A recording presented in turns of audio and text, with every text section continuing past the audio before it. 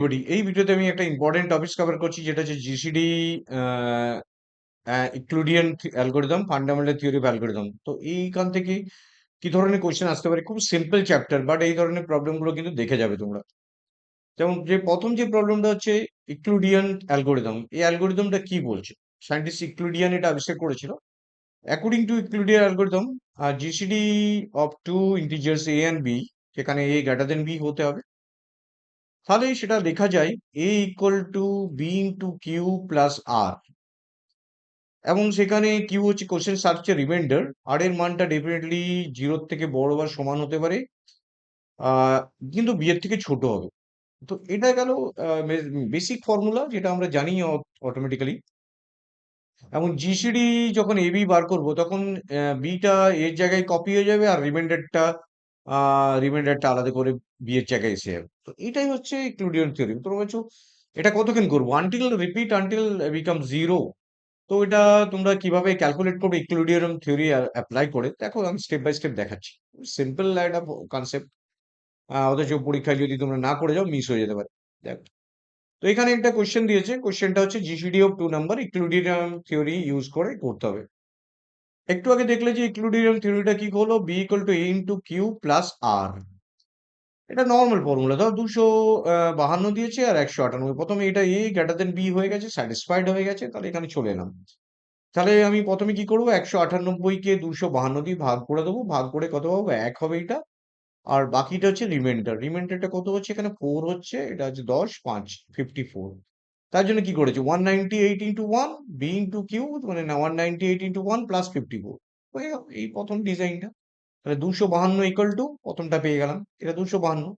এইবার যেটা হলো 198, যেটা এখানে এবার চেঞ্জ করে দেবো। তাহলে প্রথমটাতে কি হলো, জিসিডি শুরু হলো এ কমা বি দিয়ে, এরপরে হোয়াটটা জিসিডি, তারপরটা আমার বি কমা আর। মানে এখন বি কোনটা? বি 198। একদম কত সহজ, দেখো কিন্তু করে যাবে মাস্ট। বি 198, আরটা কত পেয়েছি? 54। তাহলে 198 আর 54-র মধ্যে করবো, 54 ভাগ করবে 198-কে। দেখে মনে হবে বিশাল কিছু, কঠিন কিছু কিছুই না। এটা ধরো 2 দিয়ে নাও, 3 দিয়ে যাবে, তাহলে 3 4 12, 5 3 15 16। তাহলে 3 দিয়ে হলো এটা। তাহলে এখানে 6 থাকলো, এখানে 3 থাকলো, 36 হলো। এই জন্য 54 ইন্টু 3 প্লাস 36। তাহলে এটা পেয়ে গেল। এর পরে বেলায় কি হবে? এটা এ বি ছিল, এবার পরের বেলায় জিসিডি বি কমা আর। বিটা হচ্ছে এখানে কত? 54, যেটা ভাগ করছে। তাহলে বি 54 দিয়ে স্টার্ট হচ্ছে, বি কমা আর। তাহলে 54 দিয়ে স্টার্ট করছে, আটটা কি এখানে? আটটা 36। তাহলে এবার 54-কে আমার 36 দিয়ে ভাগ করলাম, 36-কে 36, পড়ে থাকে 18। তাহলে এটা 18 হয়ে গেল। তাহলে এখানে রিমাইন্ডারটা 18, পরে 36 আর 18-র মধ্যে জিসিডি হচ্ছে। তো একদম সিম্পল, 36 আর 18-র মধ্যে জিসিডি করলে কত হচ্ছে? 18 দুগুণে 36। কতক্ষণ অবধি করে যাবে? যতক্ষণ অবধি জিরো পাচ্ছ। হ্যাঁ, পেয়ে গেছি জিরো। তাহলে ফাইনালি যে ফ্যাক্টরটা হলো, যে ভাগ করলো এই যে এইটা, সেটা হচ্ছে অ্যান্সার। ফাইনালি কোনটা? 18 দিয়ে ভাগ করলো যে বিটা, সেটাই হচ্ছে অ্যান্সার। তো এটা জিসিডি অফ টু নাম্বার। তাহলে এটা হচ্ছে ইক্লুডিয়ান থিওরি, সায়েন্টিস্ট ইক্লুডিয়ান বার করেছিল তাই এই জিসিডি ক্যালকুলেট করার জন্য। তো আলটিমেটলি যতক্ষণ অব্দি জিরো পাচ্ছি আমরা, সেই ভ্যালুটা পেয়ে যাচ্ছি। তো এইভাবেই তোমরা কিন্তু এই কোয়েশ্চেন্সটা কভার আপ করে যাও। একটা কোয়েশ্চেন এসে যেতে পারে GCD of any two numbers, যে কোনো দুটো নাম্বারে কি করে করবে তোমরা বুঝে গেছো। এ বি ধরে ভাগ করে যাবে, যেটা রিমাইন্ডার সেটা দিয়ে পরেরটাকে বি কে ভাগ করবে, আবার রিমাইন্ডার যতক্ষণ অব্দি জিরো আসছে। এখানে ফাইনালি জিরো হলো, যেটা ভাগ করতে পারলো সেটাই হচ্ছে অ্যান্সার। 18 হচ্ছে এখানে অ্যান্সার পেয়ে গেলাম। তো 18 হচ্ছে অ্যান্সার। তো নেক্সট কোয়েশ্চেন দেখো, নেক্সট কোয়েশ্চেনটা আসছি। নেক্সট কোয়েশ্চেন হচ্ছে express GCD 5615 plus x plus by. তো এই ধরনের কোয়েশ্চেন একটা এসে যায় প্রবলেম এটা। তো কিভাবে এটা প্রবলেমটা সলিউশন করবে দেখো, 56,15 এক্স প্লাস বিওয়াই ফরম্যাটে, এই ফরম্যাটটা কিন্তু করতে বলেছে। তাহলে আগে আমাকে সেম ভাবে 56-কে আমার এ গ্রেটার দেন বি হয়ে গেছে, তাহলে প্রথমে ভাগ করবো 56-কে। 56-কে যদি আমি ভাগ করি, প্রথমে তো নর্মালি যেরকম করে করে যাবে 15 দিয়ে ভাগ করলে।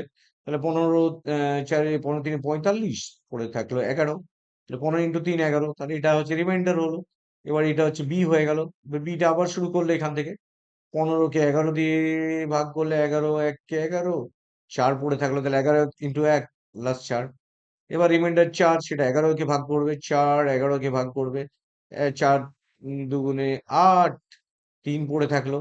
তো ফাইনালি এবার 4 আর 3-এ ভাগ হবে। তাহলে এটা দেখো হয়ে গেল 4 2 8 প্লাস 3। তো ফাইনালি এটা হচ্ছে 3 কে 4 দিয়ে ভাগ করবে, তাহলে 3 1 কে 3, হাতে থাকলো 1। এখানে কিন্তু আর এগোচ্ছে না। এখানে রিমাইন্ডার কিন্তু যেটা পড়ে থাকলো সেটাই হলো। তাহলে আমরা আল্টিমেটলি এখানে যেটা আসলো এটা আমি স্টপ করে গেলাম। কারণ এরপর আর কিছু করা যাবে না। তোমরা ভাবছো যে এরপরে তো 0 হতে পারত। কিন্তু না, এরপর আমি এগোবো না। তো লাস্টে গিয়ে এখানে আমি কমপ্লিট করব। তো ফাইনালি যে অ্যান্সারটা হচ্ছে সেখান থেকে আমরা এগোবো এবার। কারণ এবার যদি করতে যেতে 1 4, তাহলে 4 1 কে 4, 4 1 4 4 শূন্য হয়ে যেত রিমাইন্ডার। তার মানে এখানে 1 টাতে লাস্ট স্টপ করে যাবো। কারণ 1 টাই আমার এখানে কনক্লুশন আসছে। তো এবার ব্যাক সাবস্টিটিউশন করব। ব্যাক সাবস্টিটিউশন মানে কি? 1 টা দিয়ে শুরু করব। 1 টা যদি করো তাহলে 1 টা এগিয়ে রেখে 4 - 3 করে দেবে। তাহলে এটা 4 - 3 পেলাম। তাহলে 1 এর মানটা পেয়ে গেলাম। এরপরে বলে কি করবে দেখো, প্রত্যেকটা সাবস্টিটিউট করে যাব। ব্যাক সাবস্টিটিউট বলে এটা। তো এবার ৩ টে ক্যালকুলেট করব। তাহলে এবার ৩ এর ব্যাপারটা কি? ৩ এর ব্যাপারটা দেখো এখান থেকে যেটা ক্যালকুলেট করব। তো একটা 1 বাই 1 ক্যালকুলেট করে যাব। ব্যাক করে তারপর মানগুলো বসাতে থাকবো সাবস্টিটিউট করে। ৩ ৩ 4 - ৮, মানে ৪ 11 - ৮। তো ওইটা দেখো কি করেছি আমি। সিম্পলি এখানে দেখো 11 2 4, তাহলে কমপ্লিট হলো। 11 3 এর মানটা পেয়ে গেলাম। এবারে 1 যেটা পেয়েছিলে, তখন 1 কি পেয়েছিলাম? 4 3 পেয়েছিলাম। এবার সেই ৩ এর মানটা ৪ 3 পেলাম। ৩ এর মানটা তো এখান থেকে পেয়ে গেলাম। সেই ৩ এর মানটা এখানে বসিয়ে দিলাম। তো ৩ এর মানটা কি পেলে দেখো। এই তো ৩ এর মানটা 11 -2 * 4, 11 2 * 4 বসিয়ে দিলাম, তাহলে এটা পেলাম। এবার এটা ক্যালকুলেট করে নিলাম। তাহলে ৪ এটা ৪ - 2 * 4 মানে হচ্ছে ৩ * 4, একটা ৪ আ 1 * 4 ছিল। সেটা এখানে প্লাস হয়ে গেছে +2, মানে ৩টে ৪ হয়ে গেছে। তাহলে ৩ * 4 মানে একটা ৪ ছিল, ৩টে ৪ হয়ে গেল। -11, 11 এর মধ্যে থাকলো। এইবার আমাকে এখানে দেখো ৪ মানে কি জানি? ৪ মানে 15 মাইনাস 11। এবার যেহেতু 15 - 11 আছে, এবার ৩ এর মানটা তো অলরেডি এখানে বসিয়ে দেবো। ৩ এর মানটা তো এখানে বসিয়ে দিলাম। এবার হচ্ছে এটা পেলাম, তাহলে ৪ পেয়ে গেলাম। 15 - 1 ব্যাক ক্যালকুলেশন করছি। জাস্ট এখানে এট এ স্ট্রেচ আমি এখানে লিখিনি। অল্প দেখে বুঝিয়ে দিচ্ছি দেখো। 15, তাহলে 15 মাইনাস এখানে 15 মাইনাস 11, তাহলে 4 পেয়ে গেলাম। এবার 4 টা নিয়ে ক্যালকুলেট করছি। তো প্রত্যেকটা ব্যাকে গিয়ে মানগুলো পরের মানটা বসাচ্ছি। তো ইজিলি তোমরা এটা করতে পারবে। তো এখানে দেখো 15 - 11। এবার ওটা যে এখানে দেখো যে এই 1 টা পেয়েছিলাম। এবার 1 টাতে কি ছিল? 3 * 4 - 11। 4 এর মানটা তো পেয়ে গেছি। 15 - 11 ওটা বসিয়ে দিচ্ছি। একেকটা মান পাচ্ছিস, তারপরে সাবস্টিটিউট করে দিচ্ছি। তাহলে এটা আবার কি হচ্ছে? ৩ টে 15 মাইনাস ৩ টে 11, আর এটা একটা 11। তাহলে ৪ টে 11 হলো, ৩ টে 15, ৩ টে * 15 আর ৪ টে 11 হলো। এটা ক্যালকুলেট করে নিচ্ছি। ৩ * 15 মানে ৩ টে 15, আর ৩ টে 11 ছিল, ৪ টে 11 হয়ে গেল। তো এখানে এটা এক্সপ্রেশন হলো ax by। প্রত্যেকবারে তোমাকে এটা করে যেতে হবে। এবার দেখো 11 টা পাইনি। 11 টা মানে কি? 11 মানে কি জানি দেখো। উপরে আছে, আগেরটা দেখো। প্রত্যেকটা আগেরটা কিন্তু দেখে পরেরটা বানাতে হবে। তো এটা এট এ স্ট্রেচ করলে আমি কি দেখতে সুবিধা হয় আমার। 11 11 মানে হচ্ছে 56 মাইনাস 45। 56 মাইনাস 15 ইন্টু 3 ছিল। তো 56 11 মানে 56 মানে 3 ইন্টু 15। এবার ফাইনালি 11টা দেখি অ্যান্সারটা পাবো। 56 মানে 3 ইন্টু 15।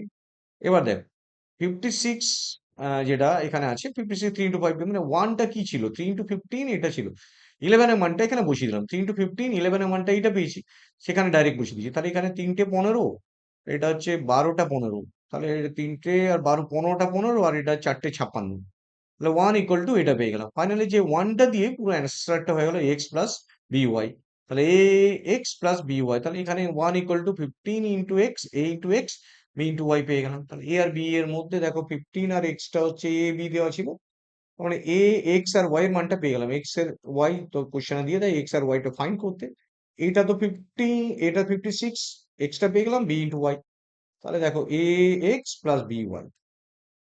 একদম ইজিলি তোমরা কিন্তু এই দেখে দেখে এটা করতে পারবে। x into by। তো ফাইনালি আমরা এইখানে এক্স আর ওয়াই এর মানটা পেয়ে গেলাম। তোমরা এটা ব্যাক ক্যালকুলেশন করে যাবে, একদম ইজিলি তোমরা পেয়ে যাবে। একটার মান একটাতে বসানো হচ্ছে। এবার আমি নেক্সট প্রবলেম আসি, যেটা ফান্ডামেন্টাল থিওরি অফ অ্যারিথমেটিক। এটা কি বলছে? ফর এভরি ইন্টিজার, প্রত্যেকটা ইন্টিজারের জন্য, greater than 1 can be express uniquely as a product of prime number. প্রত্যেকটা ইন্টিজার নাম্বার যেটা একের বেশি হয় সেটাকে প্রোডাক্ট অফ প্রাইম নাম্বার দিয়ে রিপ্রেজেন্ট করতে পারে। Prime number whole to the power a1 into prime number whole to the power a2 into prime number whole to the power a3। এগুলো এক একটা প্রাইম নাম্বার। p1 একটা prime number, p2 একটা prime number, p3। আর এগুলো হচ্ছে সব A1, A2, A3 এগুলো হচ্ছে পজিটিভ নাম্বার। তো এটাকে কিভাবে আমি রিপ্রেজেন্ট করবো দেখো 48 আর 180 দিয়েছে। তো দেখো ভালো করে বুঝে নাও কিভাবে আমি এটা এগোচ্ছি। সেটা কিভাবে ফান্ডামেন্টাল থিওরিটা কাজে লাগানো হচ্ছে। জিসিডি অফ 48, জিসিডি অফ 48 এটা কিন্তু ফান্ডামেন্টাল অফ থিওরি দিয়ে করছি কিন্তু 48 আর একটা হচ্ছে 180। এ গ্রেটার দেন বি হতে হবে এরকম কোনো ব্যাপার নেই, এ বি যেখানে খুশি থাকতে পারে ফান্ডামেন্টাল থিওরি। তাহলে 48 কে আগে প্রাইম নাম্বারে কনভার্ট করো। প্রাইম নাম্বার মানে কি 48 কে কিভাবে ভাঙতে পারি? টু 48 টা যদি ভেঙে যায় আমরা 48 টা 2 ইন্টু 24, 2 ইন্টু 12, 2 ইন্টু 6, 2 ইন্টু 3। তাহলে আমরা 48 কি পেলাম? 48 equal to 2 to the power 4 into 3 to the power 1। 3 শুধু এক আছে মানে 1। 2 আর 3 প্রাইম নাম্বার, এগুলো হচ্ছে পজিটিভ নাম্বার। যে কোনো নাম্বার হলেই হবে, সেটা প্রাইম হতে পারে এমন ব্যাপার নেই পাওয়ারটাতে। 48 পেয়ে গেলে। আর 180, 180 টাকে এইভাবে ভাগ করে যাও। 2 ইন্টু 90, 2 ইন্টু 45, এবার এটা যে 3 ইন্টু 15, 3 ইন্টু 5, আর কিছু এগোবে না। তাহলে কি হলো? 180 ইকুয়াল টু কি হচ্ছে? 2 এর স্কোয়ার, 3 এর স্কোয়ার আর 5। দেখো 2, 3, 5 এগুলো প্রাইম নাম্বার, এগুলো মাথাতেই যা আছে পাওয়ার যেকোনো খুশি থাকতে পারে। এবার দুটোর মধ্যে দেখো মিনিমাম নাম্বারটা কি আছে। মিনিমাম 2 এর পাওয়ার কটা আছে? 4টে আছে। এখানে 2 এর পাওয়ার কটা আছে? 2টো আছে। তাদের মধ্যে মিনিমামটা নেবো, তাহলে দুটোরটা নিলাম। এবার 3 এর পাওয়ার এখানে কটা আছে? 3 টু দি পাওয়ার 1 আছে। যেটা কমন সেটার ক্ষেত্রে না। 3 এর পাওয়ার 1, এখানে 3 এর পাওয়ার 2 আছে, তাহলে 3 এর পাওয়ার 1 এরটা নিলাম। 5 এখানে আছে, ওখানে নেই, নেব না। তাহলে এটা কত হলো? 2 টু দি পাওয়ার 4, 2 এর স্কয়ার মানে 4 ইন্টু 3 12। তাহলে এটার জিসিডি অ্যান্সার 12 হবে।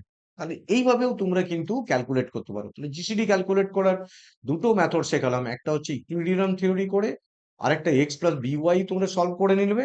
আরেকটা তোমার fundamental theory of integer theory, যেটাতে বলছে কি যে কোনো নাম্বারকে তুমি প্রাইম নাম্বারের পাওয়ার করে রিপ্রেজেন্ট করতে পারো, এবং তাদের মধ্যে কি যে কমন মিনিমাম পাওয়ারটা আছে সেটা নেব। এটা দুটোর ক্ষেত্রে common. So thank you very much for watching this video. Share and subscribe it. Thank you.